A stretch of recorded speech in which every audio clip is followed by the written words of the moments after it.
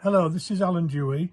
I want to make a little video today on the process to go through to make a new flyer from an old spinning wheel. And the first thing you do, this is normally what you get, something with an arm broken off because of the weakness of the wood at that part.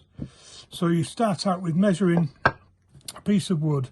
This happens to be 5 inches square, which is going to be satisfactory to draw out the outside of the flyer. So basically you put this, center this in the middle with a mark, draw around this one, turn it over, probably best to take the hooks out, draw the other part. So when you've done that, you've got a block with pencil marks on it.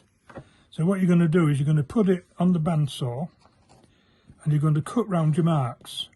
Now, as a check, these two need to be identical. There's a tiny bit of difference there, but that will come out when I sand it down.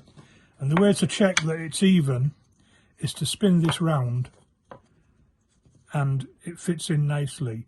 If you drill through for the 1/4 inch spindle that's going in there, before you cut it, it just makes it a lot easier to stand it up and have it square so that the hole goes through the middle and it's nicely centered, and that the whole thing is balanced when you pop it on the lathe, and you just check that it's balanced as you turn it round by hand, and then you can go on and thin these sides down and sand it off, fix this in, pop it back on the lathe, turn this part down, and I think you'll find that's an easier system than one I was using previously.